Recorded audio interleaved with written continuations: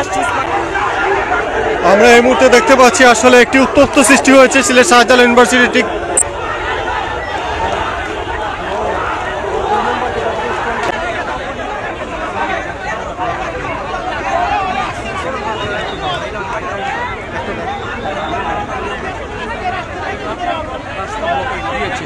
তাদের দাবি ছিল যে ছেলেটি শিক্ষককে আঘাত করেছে তাকে অবশ্যই গ্রেফতার করতে হবে।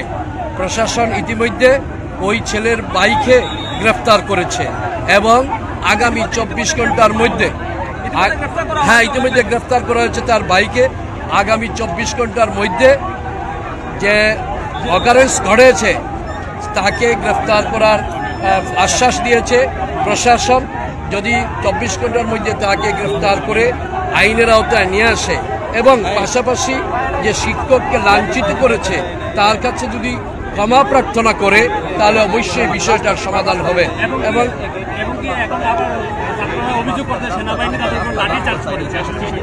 সেটা সেনাবাহিনী সাধারণত এই ধরনের মুভ যখন হয় একটু ঠেলা ধাক্কা দিতেই পারে। আমিও তো এখানে ছিলাম। লাঠিচার্জ হয়তো সেনাবাহিনী ছাত্রকে বুঝতে পারেনি, সেখানে এই ধরনের কিছু আমি দেখি নাই। এখন আপনারা যা বলছেন বাট আমার চোখে ভাসেনি এবং আশা রাখি অল্প কিছুক্ষণের মধ্যেই সাধারণ ইউনিভার্সিটির ছাত্ররা শান্ত হয়ে যাবে এবং পরিবেশ অবশ্যই অনুকূলে আসবে। আর এখন তো আপনারা দেখতেছেন যে রাস্তায় গাড়িগুড়া চলাচল করছে, কারণ আমি প্রথমে এসেই আমি রাস্তার যানজট নিরসনের জন্য আমি ছাত্রদের সাথে আলাপ করেছি এবং যে শিক্ষক যিনি আঘাতপ্রাপ্ত হয়েছেন মাউন্টেড রায় ওনার সাথে আলাপ হয়েছে এবং উনিও বলেছেন যে ঠিক আছে রাস্তা ছেড়ে দেন, কিন্তু যে অপরাধী তাকে গ্রেফতার করার জন্য ইনশাল্লাহ অপরাধী গ্রেফতার হবে, আইনের আওতায় নিয়ে আসতে হবে। এই ধরনের অপরাধ আসলে চলতে দেওয়া যায় না। শুধু শিক্ষক না, যে কোনো জায়গায় যে কোনো স্থানে সাধারণ কোনো কিছু নিয়েই যদি একজনকে আঘাত করা হয়, লাথি মারা হয়, তাকে লাঠিপিটা করা হয়, সেটাও কিন্তু সঠিক না। এই জন্য আমরা সবাই যেন চলাফেরার সময় আমরা সতর্ক থাকি, কাউকে আঘাত করার চেষ্টা না করি। কারণ আমরা একটি ফেসিবাদী সরকারকে পতন ঘটিয়ে এখন যদি আমরা সামান্য কোনো জিনিস নিয়ে এইভাবে যদি আমাদের রাস্তাঘাট বন্ধ হয়, জনদুর্ভোগ হয়, তাহলে কিন্তু আসলে সেটা সঠিক হবে না। ধন্যবাদ।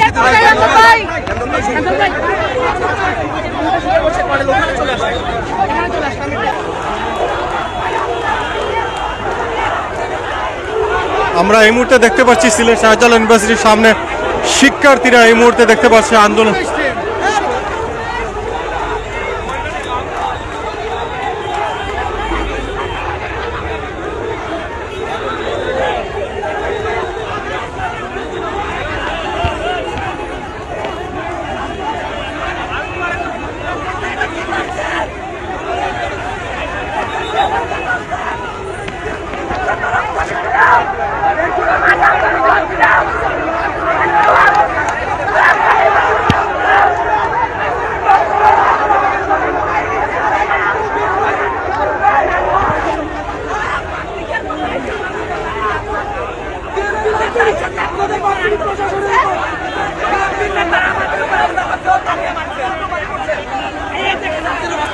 অনেকক্ষণ থেকেই দেখতে পাচ্ছি ঝামেলা হচ্ছে। আসলে আমরাও চাই বিশ্ববিদ্যালয়ের শিক্ষককে এভাবে অপমান অপদস্থ করার অধিকার কারোই নাই।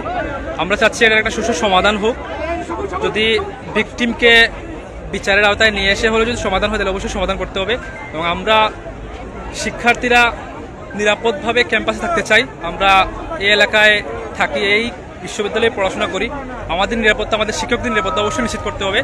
এলাকাবাসী সহ বসে বা বিশ্ববিদ্যালয়ের প্রশাসন এবং সরকারের যে প্রশাসন আছে সবাই মিলে সুষ্ঠু একটা সমাধান করে দিবে, এটা আমরা দাবি করছি।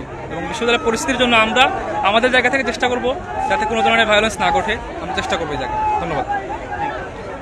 আমরা জানতে পারছি একজনকে পুলিশ যে ছেলের সাথে ঘটনা হয়েছে